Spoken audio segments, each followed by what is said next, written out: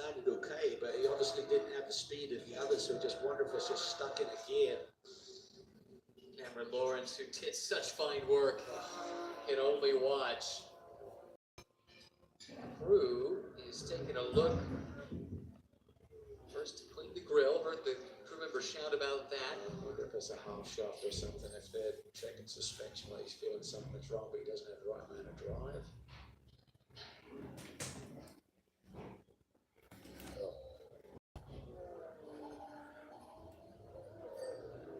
This is puzzling to say the least. Doesn't look like the crew's got much more of an idea than we do at this point. We saw Amanda's on the scene, so I'm sure as soon as we can, we'll pass along that information to you. But boy, your heart goes out to the Allied team. What a great day it was shaping up to be. It certainly was. Cam did an awesome job. Team had done an awesome job to give him a good car to work with, and just within a handful of laps there, Sedgwick has got drama. So on the alternate strategy then, Michael McCann has cycled through to the lead of the race and the pro class, but they're on a different sequence than everyone else, in part because they've been single stinting their drivers up to this point. They came in under that last yellow. Meanwhile, the Pro-Am class lead has fallen into the hands of Daniel Morad. Just turned in some fast laps not so long ago, did Daniel. Think we can get to the bottom of what happened to the Dollarhide team. Amanda, what can you tell us? Yeah, just talking to Scott Dollarhide, he said that there's just absolutely no power in this Ford Mustang. We don't know what is happening, and Cameron Lawrence has just been shaking his head. I know you're so unbelievably frustrated. What have you heard? I just heard maybe we're down a cylinder or something. He got out for his outlap and just said that he had no power. So it's unfortunate. I think the guy said they saw some fire out the exhaust maybe on the way in. So possibly something engine related. I don't think it's fuel or anything like that. So I don't know. There are no signs or anything on track. I was super happy with our guys. Our car was awesome. Dealing with a different weather and, wet tires, dry tires, the thing was on rails. So that was our race to win and the Ferrari guys' race to lose. And I think we had a shot at it. But yeah, we'll see what we can figure out. How do you digest this one, Cameron? This is rough, we've, our just year's been so up and down, we have a good result and then we have a bad one and we have another good one and then we just, it's very tough. The glimmers of sunshine help a little bit, being able to lead some laps and show some pace, but it just makes it harder to swallow when things don't go your way. What a heartbreaker. It truly is a punch in the guts there for that group. And it has been an up and down week for Cameron Lawrence, quite literally, when you think about all the travel he's been doing. New dad with a newborn at home. He was off at Le Mans this week, just for a couple of days, this crazy trip out there coaching someone, and made a quick trip back, so he didn't get here to the circuit till late Thursday. The best sleep he got all week was maybe on that flight to and from France. But this one doesn't need the way that you would have hoped. Meanwhile, fastest lap of the race, and it should come as no surprise if you've watched any GT World Challenge America races this year. Tom Sargent has been the man, and he is putting in fast lap after fast lap once again. Yeah, just amazing what he's able to do, and just 120.4. Yeah, there's some other drivers now, 120.6, 120.7. But that was an amazing lap. He's just laid down. Andy Lee's really quick. We talked about that pink BMW for Riley. It's super fast here today. Slade did a great job. Now Andy's laid down a 120.7 as well. So some really quick race cars out there. Yeah, of course, running in podium contention at the moment. Sargent does have some work to do, down in 6th currently, but as the fastest car on the racetrack. His target will be Aaron Thielitz. That car has been super fast all weekend, so that won't be an easy challenge. Let's see, though, what Tom Sargent can do. Mentioned this earlier, but the M-Class entry, Jay Hyman has a new co-driver, and this is a series debut here for the Dane Benny Simonson, who comes at the recommendation of the man he's filling in for, Oz Negri, and also brings an extensive resume globally, including quite a few starts with this team, of course. Oz Negri dealing with an Achilles injury he suffered while training. And Oz, I know, frustrated not to be in the car here this weekend, but he's doing everything in his power to return to the racetrack the next time we're on track. That's at Road America, end of August. Yeah, such a shame, such an irony when you're working out to be fit to drive a race car and you injure yourself. He was doing some box jumps and just popped it. And he's going to fight hard. He's already had the stitches taken out and he's now in a boot. And he's just going to work hard to try and be back for Road America. But he says he's got some really great doctors working with him. He knows how diligent Oz is on the fitness side, and he's going to do everything he can to be back in a race car this year. Benny, Danish driver, is the younger brother of the late and much missed Alan Simonson, who made such an impact in a short amount of time in his racing career globally. But Benny, a solid racer in his own right. Class winner of the 24 Hours of Spa just over a decade ago in 2015. Back to Tom Sargent, who has reset the fastest lap of the race. It's down to a 1:20.2 now, and he can see his quarry. Tielitz he's just got one car between himself and Tielitz up the road. Yeah, just again, he's just really at home with his Porsche. This is for position here. Tielitz has caught Ryan Yardley and makes quick work of it. Wow, that was a power move. Yeah. Tielitz is showcasing the confidence that he displayed earlier in the weekend when he had a chat with us, just saying, car's dialed in, this could be the day.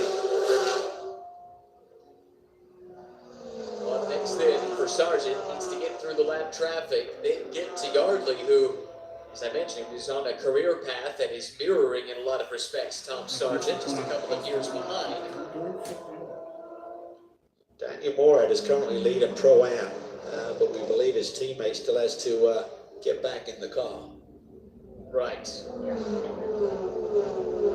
Great Williams.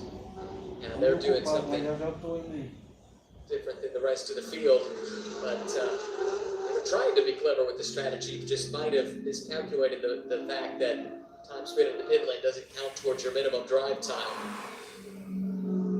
Let's check back into the pits in Amanda. Yeah, we were standing by Archangel when the TR3 Mercedes came in, and I see Mike Johnson tell the team, I think their under went by TR3 after the pit stop to check in. The team thinks that they're fine. I saw Ray Williams on track as well, and he started adding the minutes of his stint times. He said, I was headed down to the Dolomite Mustang quickly, but said he was going to check with the team. Now make sure he knows that time spent in the pits does not count. I think even without that, Ryan, we weren't 75 minutes into the race, so forget time in pit. Okay. If we hadn't got 75 minutes of race time, right, when we drive time.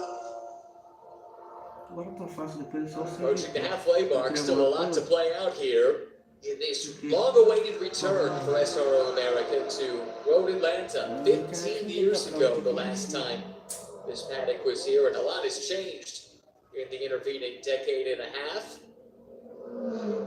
It's a thrill ride around this place. It's a great venue for these cars and all of the championships in SRO to compete here. We've seen some awesome GT4 races. I'd say the Pro GT4 races this weekend were some of the best we've ever had in the history of the class. So well suited here, and you can see these high downforce machines suited here. A little bit harder to go side by side like a GT4 car, but nonetheless it's been spectacular.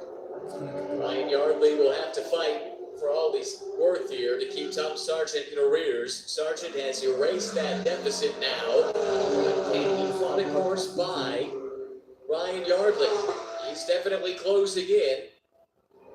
This is Wright Motorsports up against GMG. And it's the GMG car that's on the attack, looking around the outside. Sargent draws alongside. Can he keep it there? Yes, he can. Wow. Sargent is through. A move. Pinpoint accuracy like a surgeon through there. That was incredible. How he took it to the outside, just turned in to give Ryan enough room and still make the corner. That was incredible. It's a renewal of a fight we've seen a couple of times throughout the season so far, but the edge to Tom Sargent. Well, he's got me saying, what was that all about? So, great driving, must have a great setup underneath him. No, they've played a little bit with fuel loads as well, and so these cars really light up if you run a little bit lighter fuel load. So again, maybe they're a slightly lighter fuel load for this stint, the fourth stint to the finish. They've also elected sometimes to put the new tyres on now and have the scrub set for the finish as well. So that's what's made him. It's really been this like third sector of the race where he's really been on fire in terms of his lap times in every single race this year. And it's something GMG has made a concerted effort to try and take advantage of. And to this point, really, we haven't seen anybody else, at least from what we can tell, following suit. But it's working for them. And as we've heaped so much praise on Tom, we should be quick to point out that GMG, the team, is giving him the car with which he can excel, and they've done that all year long. They certainly have. They always deliver. It's such a top-notch team. Everything looks immaculate, and the setup seems to be pretty immaculate as well. Battle for third in the pro class. Here comes Robbie Foley on the charge. It's now Mikhail Grenier behind the wheel of the Mercedes for JMF. His position is so important as position one in the championship with the Mercedes and only 5 points back as Robbie Foley. So even though they're duking it out for what is a podium run right now, P3 and P4, if Foley could reverse that, that would be massive in terms of not losing 2 more points you'd gain 2. As they run, it would become an 8-point lead for Stevens and Grenier over Rothberg and Foley. But as you say, Cal, you flip that around, it's suddenly a 2-point deficit. Massive swing.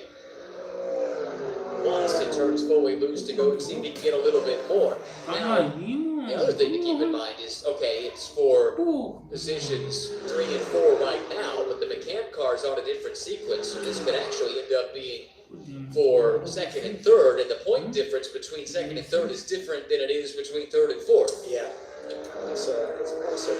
So we'll have to wait and see what stacks up here. McCann Jr.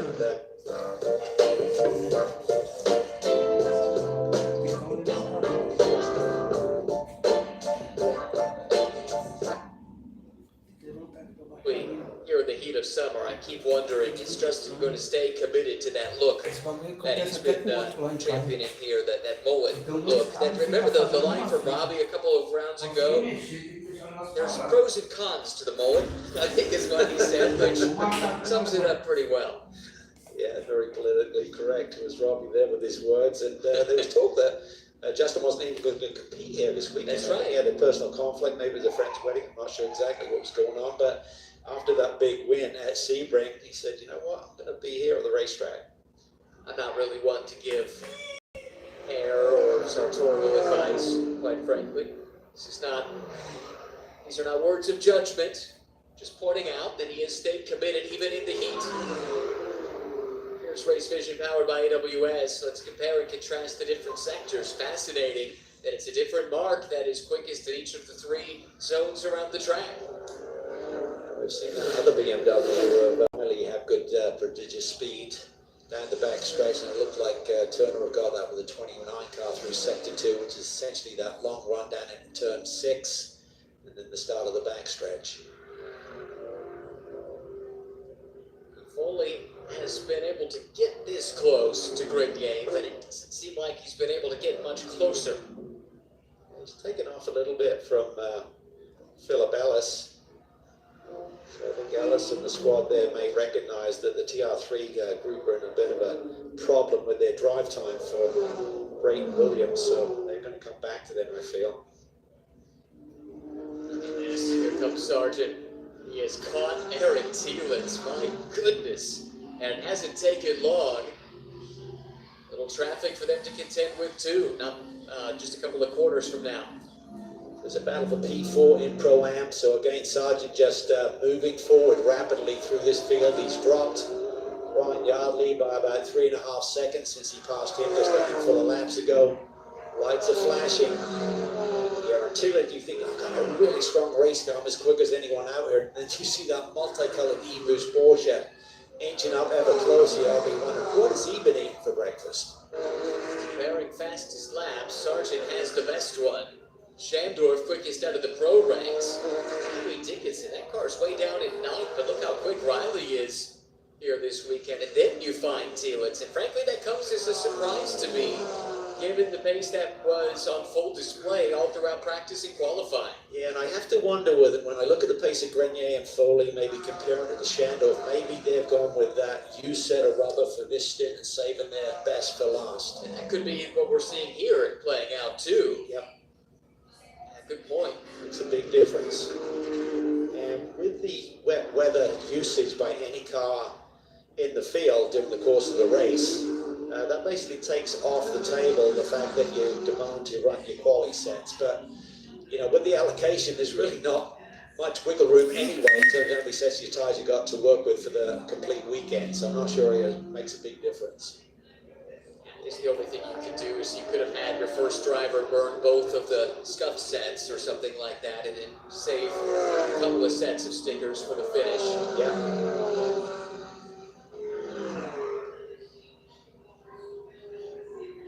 Tough to ask an AM to manage that, but maybe one of the Pro Class cars could have considered making that gamble. That's a great call, actually. You've got to be thinking on your toes because that weather came in late, so you got to make those split-second decisions. Probably just keep it with the normal racing attempts. I don't know how you feel about it.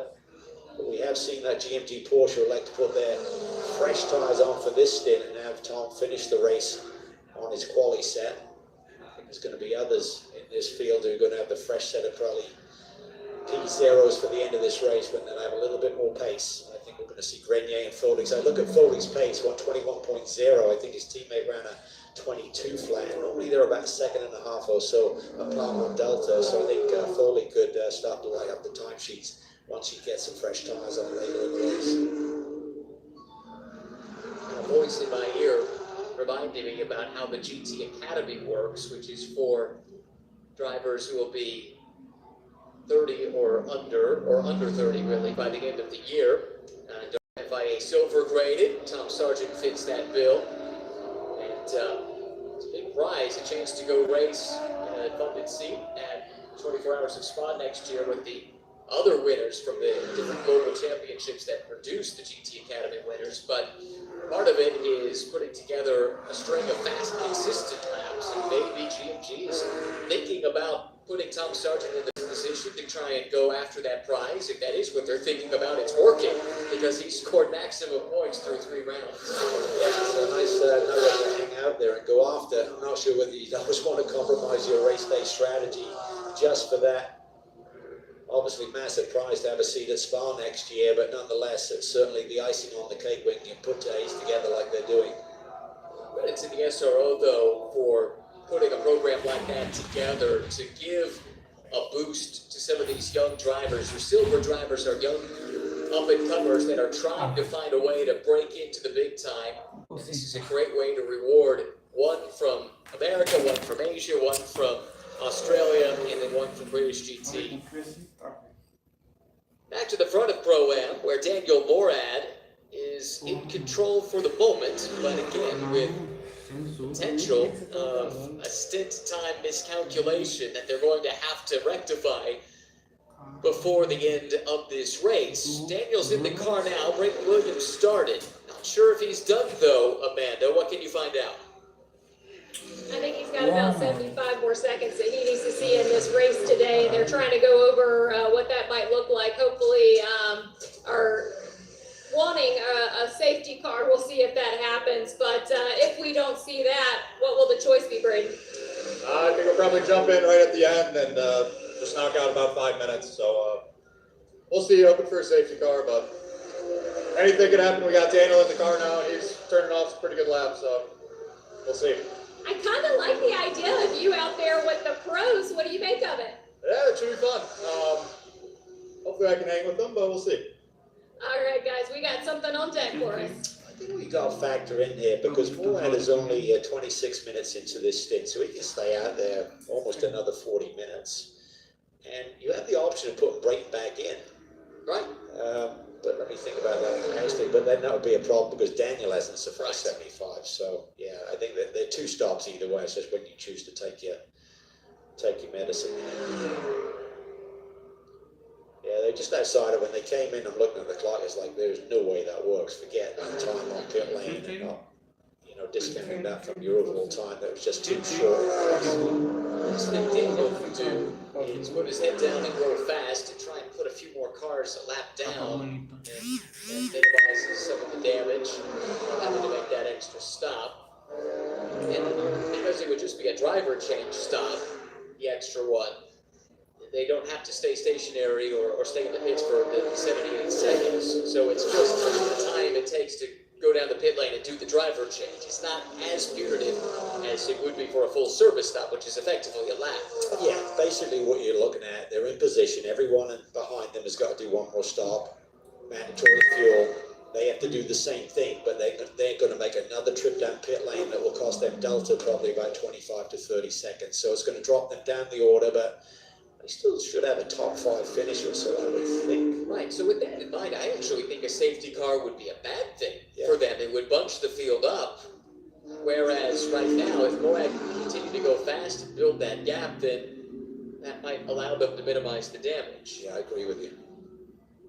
Not sure how you could use the safety car to get the pit stop taken care of and not end up losing more ground. But at any rate, all of that to play out here over the final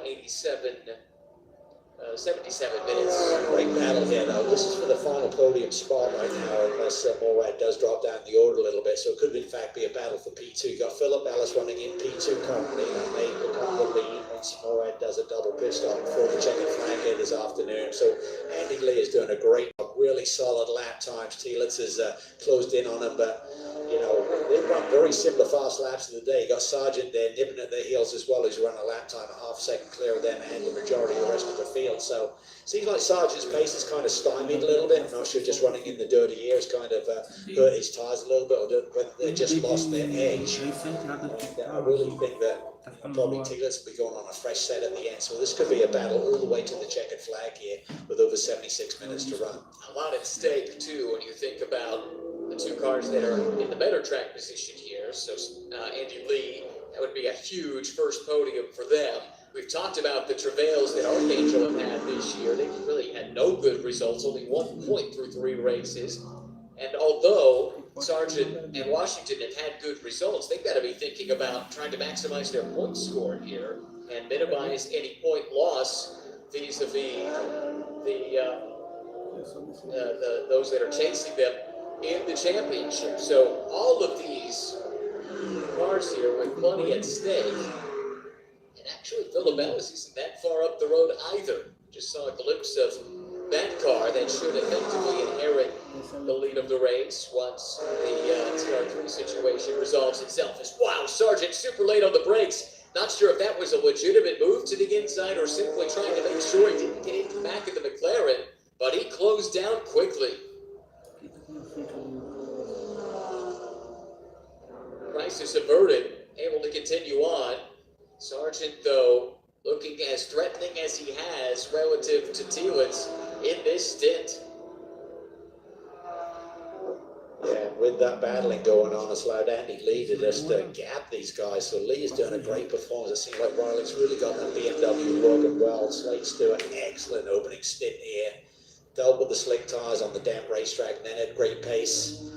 Andy Lee has picked up the reins and continued to keep them in strong position. Best finish this season for Stewart and Lee, a P5 at Circuit of the Americas. They were involved in an incident in the first race. DNF, 12th place, no points. 5th at Coda, as I said, and then 7th the last time out. They're also 7th in the championship, 46 tallies out of the lead. And there aren't many chances to score points this year, Calvin. That's one thing we've talked about this year. The switch to this one race, 3-hour format versus a schedule by and large that was a double-header format with 2 90-minute races in seasons past. You cut down the number of point-scoring opportunities effectively by half. Correct. It's almost like they're double points every single race, so it's equally as valuable. And that means if you do have a DNF, it's like having 2 DNFs in years prior. Especially so in the Pro-Am class where there are enough cars in the class you can finish and not score points at all. The good news for, let's say, Dollar High Racing, they won't see the finish, but they'll still score 5th place points, and that helps to mitigate some of the pain. Suddenly they're right with Andy Lee. Whoa. Not sure if Lee had a little bobble there, but suddenly they have eaten into that gap in a tremendous hurry there. And Sargent now is all over the tail of Telitz. He got a great run up the hill, took a peek to the inside, but not close enough to take a lunge. Telitz hangs on. Again, that gives a reprieve to Lee. This is 6, leading to the crucial turn 7, which spits them out onto the long back straightaway. Telitz all up and over the curve. He is harried now by Tom Sargent, who is coming with a head of steam. I think Telitz really has to carry a lot of speed into the entry of turn 7. I think he's worried about Sargent making a little dive down the inside there. By doing that, I think he comes off the corner a little bit slower than Sargent does. Sargent just carved the corner much more effectively, but I think that Porsche has the straightaway speed to really think about making a move down there into the brake zone. Oh, I agree. The McLaren's pretty quick in the straight line. Plus, he's got that big BMW and that massive greenhouse towing him around. That's right. He's got a little working for him. So he'd love to get by the BMW. That could be challenging too, because if the McLaren has an edge, it would appear, in straight line speed compared to the Porsche, I think the BMW's got the edge on both of those other brands in the straight line stuff. The graphic to the left obviously showing the McCann Junior Porsche out front. Now they've got to make 2 stops, Ryan, but one of their stops could be a short one, right? And they've developed quite the healthy lead. Oh, problems for Turner, Calvin. Off the pace. Robbie Foley. What has happened to this car now? Wow. Because he's going to control Alt-Delete here, seeing if he can get. Oh, well, he's just pulled it off out of the way to get his done. And you can see they've recycled the electronics. The lights went off. Now trying to get them back up. You see the SRO official there talking to the team, trying to understand the situation and whether or not a full course yellow is necessary. It comes out regardless, just as Foley starts to pull away. And let's see if we can hear more. Amanda, what can you tell us? Well, Justin, I saw your face go immediately into your hands. I know you're just absolutely dejected at this. What's going on? Car is broken, not ideal. Yeah, so What did Robbie say? just said no drive, car's broken. Seems you can't even make it back, so that is not ideal. You can hear the frustration in his voice. That looked like this could have been a fun charge through the field for Robbie Foley. Instead, he'll score 4th place points in class. Let's watch this replay here. Keep an eye out, and boy, he just pulled off to the side right away, sensing something was amiss. Yeah, just as he accelerated off of turn 5, obviously something went south on the race car. Just devastating blow for the team that's coming off a big win at Sebring. Now, what can you do here at this point when the pit's open? They're not open yet. This is not really ideal for the McCann Junior squad, because I was just relating. They almost had a big enough gap to play with that short pit stop there. So everyone's going to do a full one to get this yellow. Going back 5 minutes here, everyone had to do a full stop, and they had to do a short one for just to drive a reset, which is going to cost you about 30 seconds. They had that margin over the Ferraris. They looked in great shape, but suddenly that's all gone away with this caution. They're trying to overcome that drive-through that they picked up in the opening hour, which I think in part caused them to go off strategy. And it stayed green. The car's been pretty quick. AB, they would have been in a position to get a big-time result. Instead, safety car comes out and puts them strategically, it would seem, on the back foot. Wave by about to take place, it appears. So you can see the Rebel Rock car, for instance, Robin Liddell now driving. He's behind the safety car, but ahead of his class leader, so he'll get this wave by. Same for Colin Brown. Yeah, so essentially, if you're trapped between the safety car and your class leader, so you've got pro cars leading this field, like McCann Jr., you've got other pro-am cars that are now getting that wave by. And that's so that the overall leader doesn't split the lower classes. Great way to fix that problem. Rule set internationally now for some time. length of this yellow could be super important here, because we're almost getting to the point where you could make a pit stop and not be outside a 65-minute stint to finish this race. You can see the time on the board there, just under 69. So if this yellow goes for another 4 minutes, you could dive in, once the pits are open, of course, and make that final stop of the day. Any reason not to do it? I wouldn't think so either. It's just tough for a couple of cars that we know will need to make additional stops. So the McCann car, and that is to, because they've been single-stinting their drivers, there's still one more driver that needs to get aboard to make sure the minimum drive time is taken care of. And as we chronicled, same for TR3, because of a miscalculation, and Brendan Williams will need to get back in that car. Yeah, so they talk about catching the yellow. So when the pit lane open, you could say, okay, dive in, stick Brayton in, let him do a lap. And even under yellow, that counts, as long as you're out on the racetrack. Time on pit lane does, but under yellow, the time would count. You could maybe come back in, put Daniel back on board to the finish. But you're going to lose track position by doing that either way. Just over an hour and 7 minutes to go. Riding on board with Philip Ellis. Let's head back to the pits in Amanda. Jason, I saw you when you first got out. There was just a massive grin on your face. I think the guy said a brilliant drive from you. Why was this the best of the year? Well, the car's great. The team's great for sure. It helps to have a great car. So, but I always do well in tough conditions. So I feel like that played in my hand a little bit at the beginning. But the car was great and able to just be consistent and pull a gap. Now that you guys have Philip Ellis in here this weekend, did he have any suggestions or input on setup for the Mercedes? No, actually, we tested here, so we came with the same setup. So actually, we didn't change the car from the test, so that was good. We talked to Philip yesterday about you two racing together and kind of how fortuitous this is going back to Barber last year. What's your opinion on it?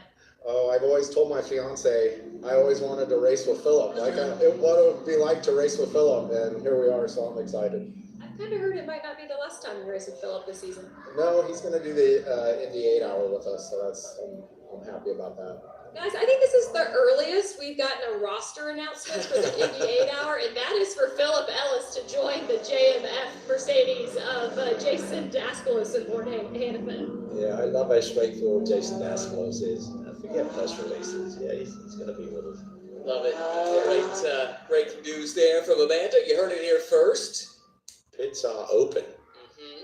And I think you can come, because by the time you come into pit lane and leave pit lane, there'll be less than 75 minutes left in this race. Yeah, I think so too. So expect the Oklahoma Land Rush equivalent of GT cars making their way down the pit lane here shortly.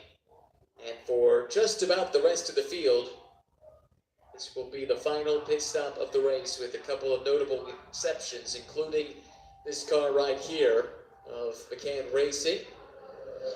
Let's see which cars make that trip to the pit lane, and it will be just about everybody coming in for their final service of the race. They'll be under 75 or 65 minutes to go. And they leave the pits, so everyone's good to go to the finish as long as they've met their minimum drive time. Getting that stop done absolutely on the number could be huge here. If you're a second or two off, you could lose a bundle of positions, or gain for that matter. Crucial time to execute with everybody bunched up. You're exactly right. Here comes the McCann crew. They'll focus on what they need to do now, which is a clean pit stop. Rally P0 is going on. Driver change as well. How about that? As the JMF car hits its mark. This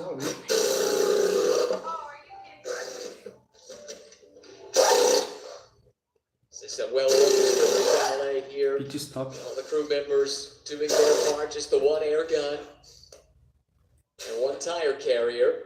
Looks like the McCann stop is a clean one.